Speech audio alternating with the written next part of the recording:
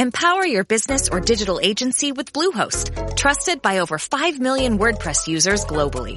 Bluehost features top-to-bottom hosting optimizations designed specifically for WordPress, giving you 24/7 access to a team of experts for support, plus thousands of WordPress help articles. So if you want to streamline WordPress website creation with intuitive controls and premium support, choose Bluehost, powering over 2 million websites worldwide.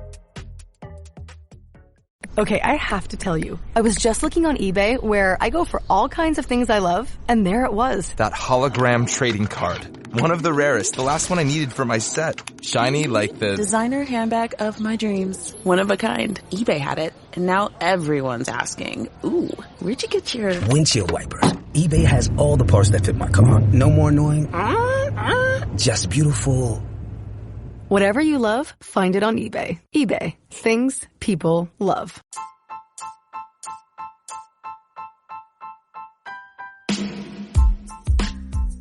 All right. Welcome back to the Misfit Nation. Another Friday has come, another week is gone, and here's the day we get to bring it on. This week we learned how to create a podcast, how to be a better you. Heck, be an amazing human. We learned how hardships from those veterans of Vietnam help the veterans of today. And now we are bringing you the person who can help you once you start all that, go beyond all of that you have done, and broadcast you to the masses and publicize you the way you should be. So, without further ado, let's get Tracy Lamourie, Publicist, on here.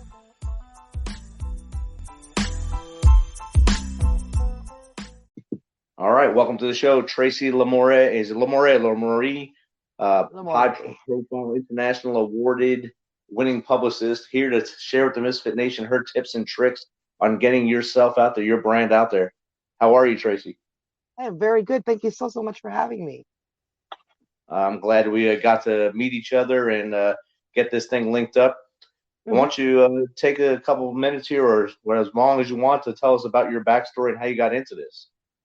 So that's, kind of an interesting one. I'll try to tell it as quickly as I can.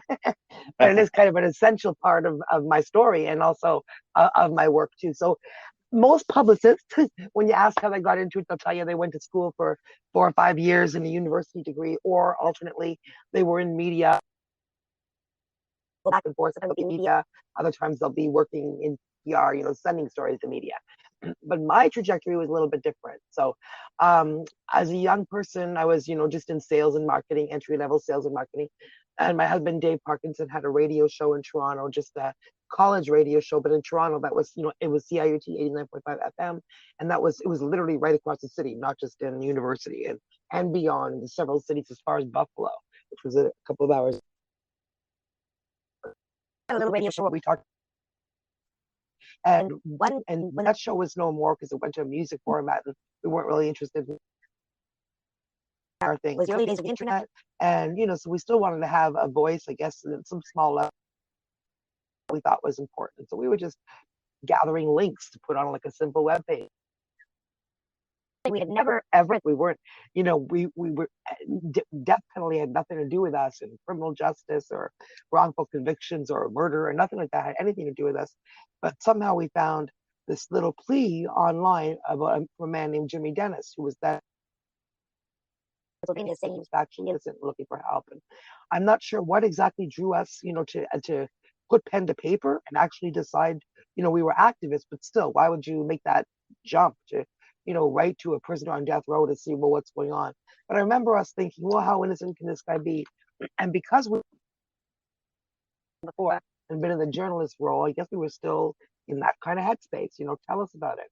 So there we were, 28, we wrote a letter, and turned out, the prisoner that wrote back was 27, named Jimmy Dennis. And the information that he sent in the 28-page letter, on both sides, tightly written with all the legal documentation he had in the cell, was enough to convince us and anybody looking at it that this was hugely disturbing and bore looking at. So then what do? Because here we are, young activists. We have jobs, 2 jobs actually, in fact, each, but not, no extra money. No, we're still just young. And we're certainly not lawyers, and we're not publicists. They don't even know what that is. Right. So what do we do to help? So my husband, long story short, my husband learned to make a website and I learned to write a press release. And it was 11 years after that. And, there was a lot of media attention in that time. And ultimately he was freed from death row in 2017. So that story had a happy ending. But a few years before that, it hit me. So 13 years after I wrote my first press release, at the age of 41, that I had developed skills that I could absolutely monetize. And, that media was a mystery to most people. And help entrepreneurs, help creatives, help people with inspiring messages, whoever didn't have a voice and needed to be heard on a worldwide level, I could help make that happen. So that's what I do now, essentially, across borders and across industries. Awesome. And that's a very interesting way how you got into it. Crazy, right? Yeah. Yeah. But if you don't know that background, it's hard. You don't have a whole picture, because I think that's an important part. It's the inspiring part of the story too, that you don't necessarily need to be trained for something, and B, we all have something we're either passionate about or something we're good at, whether it's a hobby or something like that you may never have thought that you could actually build a career out. It may not even be in your, because we all think that we have to hate our 9 to 5, but we don't. Right. So you should be able to smile when you go to work and be happy when you leave work. Exactly. It's actually possible, people. It's not all that unheard of. Yeah. Yeah. So speaking of transitioning from helping him get off of a wrongful conviction, wrongful death row, that's amazing how, it took a long time, but you actually got it done. That's awesome work. Then you transition to trying to sell people's brands and how they can build their brand and spread their message.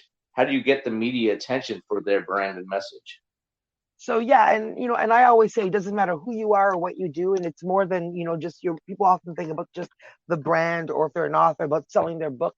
But from my perspective, it's a human level, right?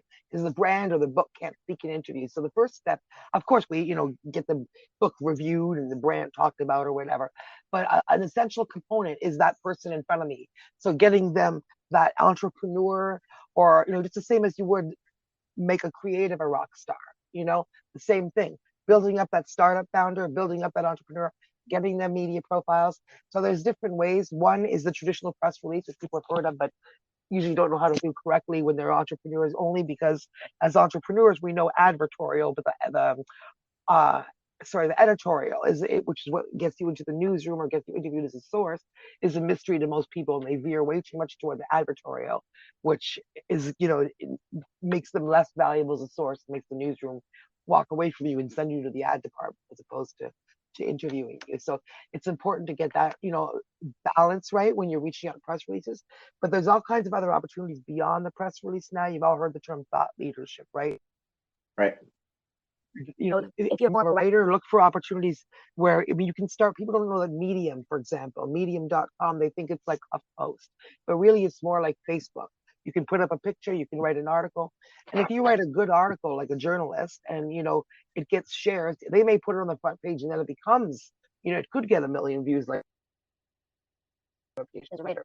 But even if that doesn't happen, you start to have a story and more credible in a blog, right? In Medium articles where you can start to park some of your idea. If you're more comfortable speaking than writing, then there are all kinds of podcast opportunities. There's Matchmaker and Podmatch and Audit and podcast guests and radioguestlist.com and all kinds of places where you can connect with people. And you don't have to be an expert, or you have to be an expert, but you don't have to have 1 million media opportunities after your name. You just have to be credible on your industry, be able to talk about whatever aspect you're thinking of.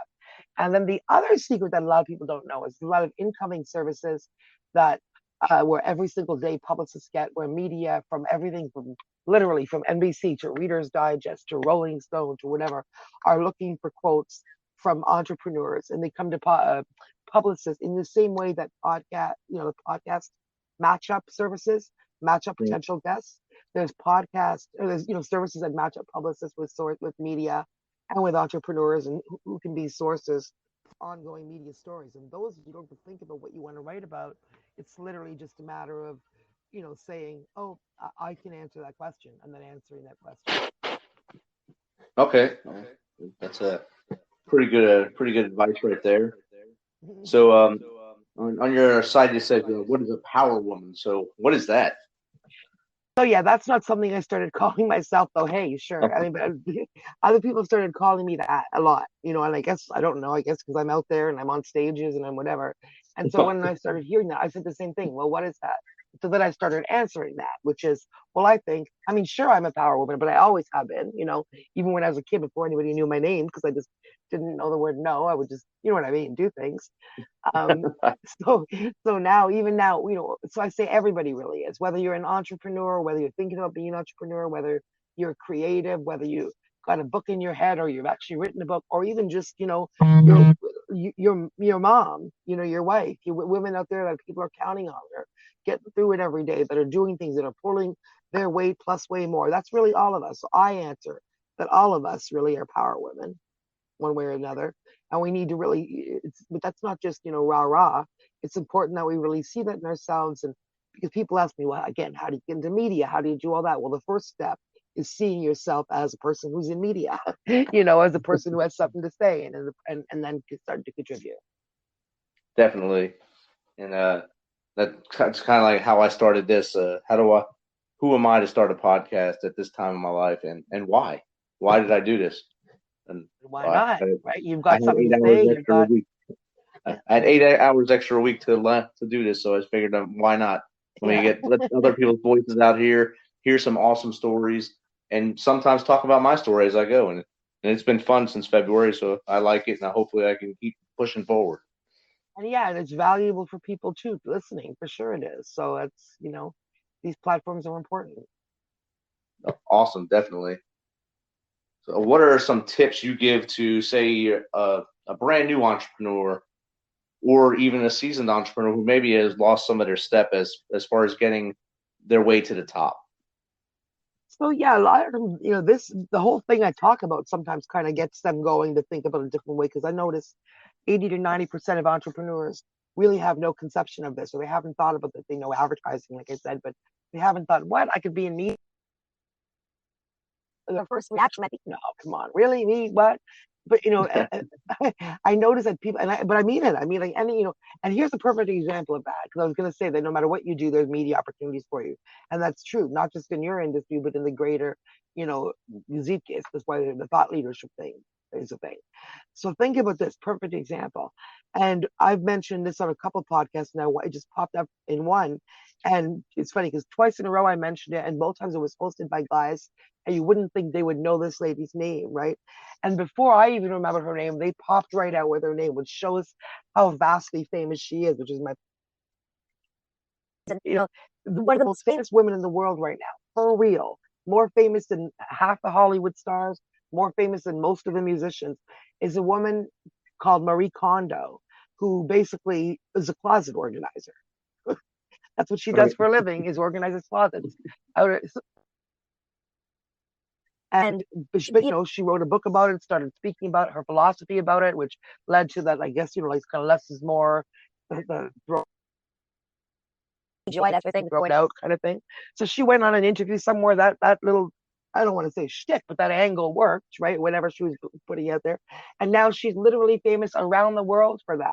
And that's a woman who, again, what was her original job? Organizing closets.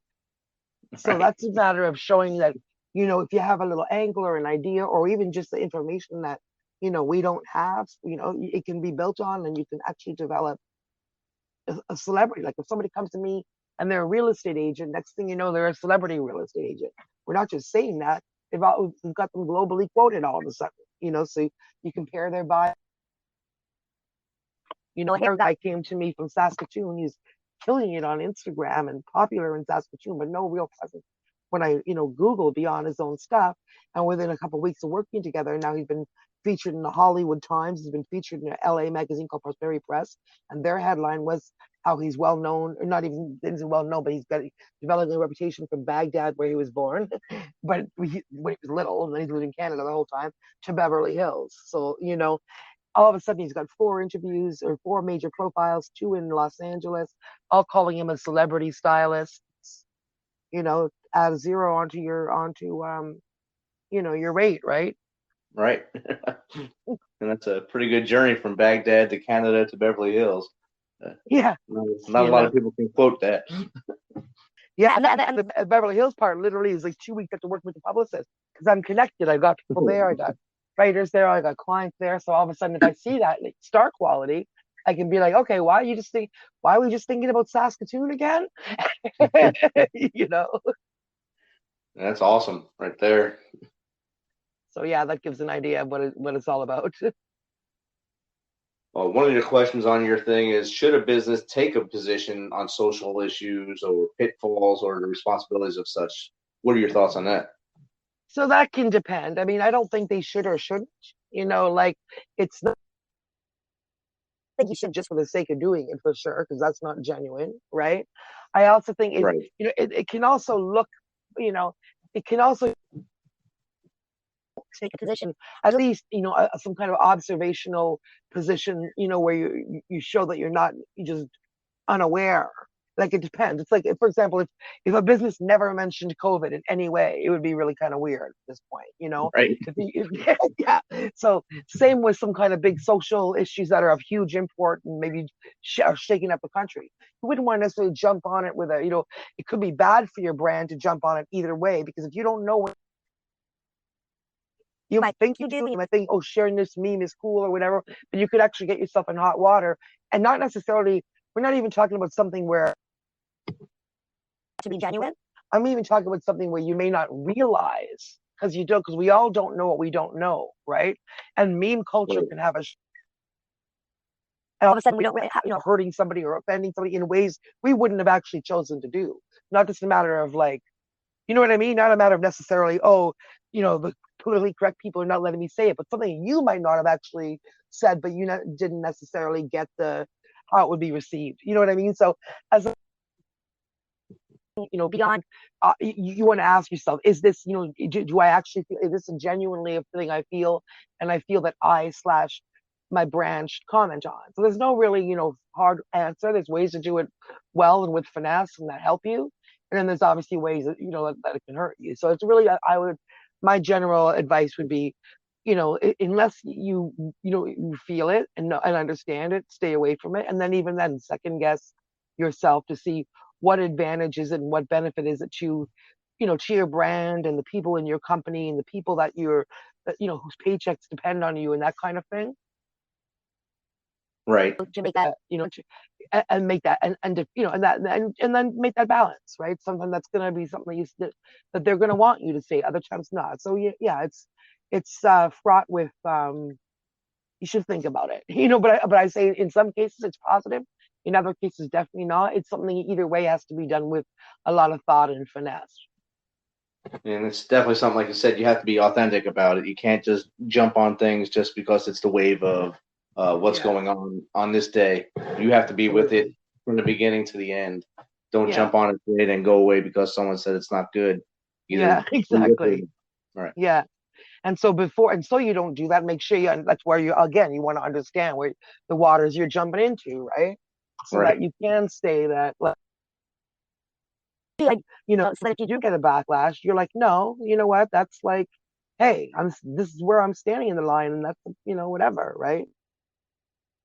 Exactly. Often, like running and hiding and scared, like, you know, so you have to really evaluate, especially when you're dealing with business. Again, it's like, you know, you could ask these same questions when it's your personal self and your personal brand and all that. But like if you're doing any kind of service, and even if other people are depending on you for income, whether it's, you know, certainly I'm not money motivated, but I mean, think about that too. Is it your family, or is it, do you have 10 employees and the company's going to get shuttered because you ran your mouth on something that really has nothing to do with your business? You know? Right. Or really nothing to do with you. Yeah. Yeah. And make that's that what evaluation.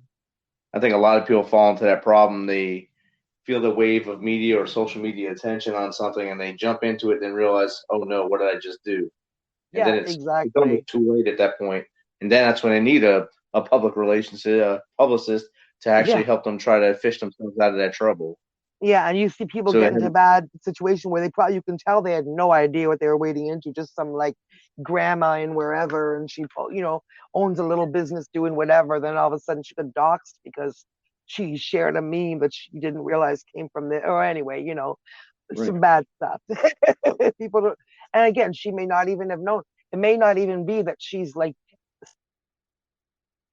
maybe that she had no idea really even what she said, which people don't normally assume. People assume that we all know, but I wish people researched more, but even necessarily even click on the websites the memes they're sharing are coming from. So that's dangerous, because sometimes, then you could be, again, portraying yourself in a way very differently than you think you are, because somebody else might be like, ooh, why are they sharing from that site, which is da da da da da da, you know what I mean? Even though maybe the meme that you shared wasn't necessarily extreme. So click on and see and notice in your socials what you're putting out there. And that's definitely good advice there, because I know a lot of people, they'll just click share, like and share someone's post just based on the person. They won't even read it. They'll think it's a pretty picture or something and press share and like, and next thing you know, like you said, they're getting the backlash because it looks like they actually said it. Yeah, it's true. People are like, hey, look, they like, because sometimes people will look, hey, there's 50 likes on that. Who the heck are those people? And then meanwhile, they were just liking their buddy's thing, and all of a sudden, something. So, all the lasers are at them at that point, and it's not good. So, how do authors get more media interviews? So authors are really fun to work with. Fiction is a different story. It's like, presenting, it's really fun too, but different from what I'm about to describe. It's like presenting, more like musicians and stuff. It's creative things. Some people like it, some people don't. You're finding, but with any kind of nonfiction writer, it's just exactly the same as an entrepreneur to me. They're an expert in whatever their field is. So once they understand they're an expert and they have something to say, then finding those opportunities. We start with media, targeted media releases, and then topical media releases. And by the way, a topical is what you're thinking of, like the person X is doing whatever, you know what I mean? And then a topical release would be something like, COVID is happening, or Black Lives Matter is happening, or something is an ongoing story, something where it's not going to be a one-off. It's not a one-day story, it's going to be, they're going to be going on for a couple of days at least about it. Well, that's an opportunity to do a topical release, again, making sure you're actually not just jumping on something you don't know. You have, how you're watching TV, you turn to your friend, oh, here's what I would say about that. An opinion you have based on something, like if you're a hairstylist, you might see a person on TV and think, oh, look at that style, man, that's terrible. I don't, and you turn to your friend and say that. Well, so you might make a topical release about hairstylist, Kim Kardashian's hair is, great this year, blah, blah, blah, or is indicative of blah, whatever. I'm just making that up off my head, but that would be where it's about a thing you saw on the news. Because of your particular expertise, you can comment on it. So you write a release to continue that story. So that's a really good way to do, if you, again, a nonfiction author, like an entrepreneur, is an expert at whatever it is, right? So you find those opportunities to get profiled. I'm up, and really, I always think any kind of marketing budget, and this is true to authors especially. For a lot, they'll be like, oh, I spent all this money getting the book. Absolutely, totally get it. I work with authors who are there all the time. But here's the thing, and this is no PR spin. If you just have the book, you make the book and you do all that, then you put it on the shelf and you wait for the world to discover it. It is literally, absolutely like having a baby and then not feeding the baby, because the world isn't going to find it. They're not going to find it, just other than your friends buying it. Then you're done. It's literally, now you have to feed it, push it out. You need to let the reviewers know. You need to, just having it sitting on Amazon isn't going to do anything. Definitely. So, yeah. Just having the one little bio on Amazon where a person may never even be able to get to it unless they know your name. They don't even find it, exactly, unless you know what I mean, you get all the reviews. So what for an author comes to me and right away, I'm finding the opportunity for the book to be reviewed, which will boost it on Amazon. There's little promo ideas you can have, like on a certain day you have it at a discounted price, and you encourage everybody and their mother that to buy on that price, which encourage it to be closer to being a bestseller that day. You can get a bestseller in a certain country, bestseller in your country into certain categories, stuff like that. And then you want to reach profile the author, and a lot of my authors get profiled in Authority magazine, which is then picked up by Thrive Global, which is related to Huffington Post, and they do big features like how to write a book that sparks a movement, or how to be a great author, or whatever. They're interviewing the author at length. So that gives you a nice basis to go and reach out to podcasts that interview authors, to reach out to things in your subject area.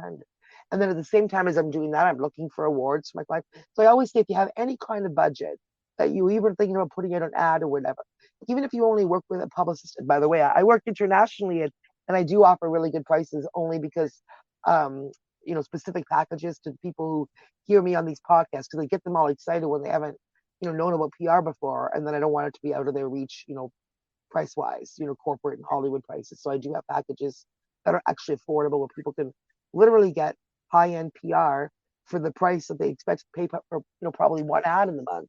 And for that, they're going to be profiled in at least one thing. They're going to be featured.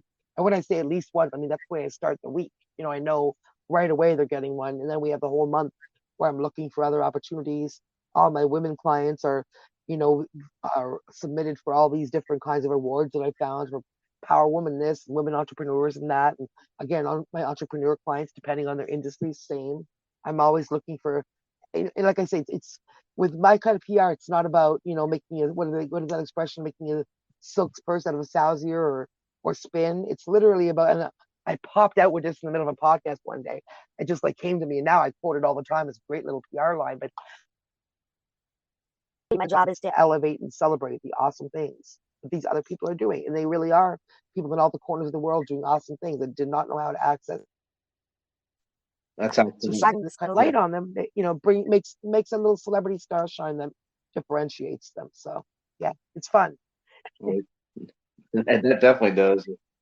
I'm sure it boosts their confidence, as well as a little bit of their ego, as they get that little more pushed out to the. But also but I've had clients tell me, or one particular client said, "You changed my business and my life because you made investors take us more seriously." And I was like, I'm not a finance girl, so I hadn't thought about that. But they had just gone through their pre-seed funding, and we're going for seed funding. And it's true, in 6 weeks we did 4 articles. We got placed 4 articles. People wrote articles about them. She won an award, calling her an innovator in a different country for an international award in her industry. And then we did press releases about that. We got, then we got a TV in the city where they founded, and then it was front page news. And, so this is the kind of thing that it makes you feel good for sure. And it makes you realize you can take on the world, but it also, and I hadn't even thought about the financial aspect, but so it makes investors take you more seriously, but also differentiates you from your competitor, excites your current customer, attracts more customers your way. So it does all those great things. Definitely. That's awesome. The one question I just popped in my head: why public relations, vice marketing? If you have the budget for both, great. We work together and stuff. If you have a marketing budget, I say people should put it aside for at least 1 month and look at the PR, because marketing, just like marketing is not like sales, marketing is not PR. They're all related. They're related. See, I would say so. PR does a lot of what marketing does in terms of, when you place those ads, you hope that people are going to find you and come and see you and hire you. Well, with the PR, you're getting same visibility, only instead of something that everybody knows you bought, that you said about yourself, Reader's Digest or NBC or Rolling Stone is interviewing you as an expert. So right there, that's stuff you literally can't buy. So you buy the Publicist time to pitch you as the expert and find these opportunities. But these are literally media opportunities that you cannot buy. So that's the difference. Today's consumer is, we're quite aware of it. You can say whatever you want up to a point in an ad. That's not impressive, but it's super. I think it looks pretty. Your ad looks pretty, but nobody cares really. It's super impressive when you can say, because I see it, I literally see the difference when I can now say, like a year ago, I couldn't say, I was featured in Rolling Stone, NBC, Hollywood Times, and now that's at the beginning of my book. Close to me, there's almost no podcast that doesn't want to interview. TV, radio, it's all the same. Anything along that line, it's like, sure, please, yeah, come. What they. And that's why you build your thought leadership. It builds you that credibility and that gravitas. So that the difference basically is, none of a marketing guy, it's up to them to sell, or a salesperson, it's up to them to sell your product for you or to help you sell your product. For me, and it's hard for entrepreneurs to understand this until they think it through. It's none of my business how much product you sell. It's not my job to sell your book. It's not my job to sell your product that you're, whatever it is you do. My job is to build that and authority behind you, so that and that thought leadership, so that you're called a leader, so that when you open your mouth to sell your product, to sell your book, to ask for that speaking engagement, to ask for the raise, to get that job, to whatever it is you're doing, to impress your investor, that's that authority behind you, and you're taken seriously. And plus the visibility that we create does what an ad does. Obviously, if you're in Time magazine or in Rolling Stone magazine or in NBC being seen by 1 million people, that's going to translate into however many ads, same as it would if you had an ad that was, seen by those many people. So, yeah. Right. That's exactly right. So how does someone get in contact with you to get advice from you and then ultimately hire you as their publicist? Yeah, they can reach me at LamourieMedia.com. It's LAMOURIE media.com, or they can find me on LinkedIn. Is a great place to connect. Tracy Lamourie. On Insta, it's Tracy Lamourie PR Media, or on Facebook, Tracy Lamourie. And they can call me in Toronto, 289-788-5881. Or internationally, Beverly Hills number is 424-444-8052. And I do offer English speaking media work, and help build global reputations literally no matter where you're at. I have clients around the world, so we can tell them to say if they heard me on your show, and we'll do a free 30-minute consult, no pressure, where I can just sort of break it all down for them. Oh, that'd be great. I'm sure everyone would appreciate that and take that opportunity, hopefully, and boost themselves with your help as they move forward in their ventures. Absolutely, that would be great. I would love to do that. Well, Tracy, thanks again for agreeing to come on the show. It was great having you. I know I learned a lot along this just 30 minutes here, and I'm sure the audience has learned a lot. And if they need more in the future, I'll definitely reach out to you again for, I guess, part 2. Absolutely.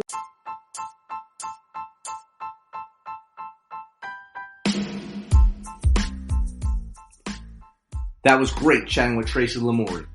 Not only is she an amazing publicist with awesome clients, she also shared her story of digging into evidence and continuing to fight for the release of the wrongfully accused.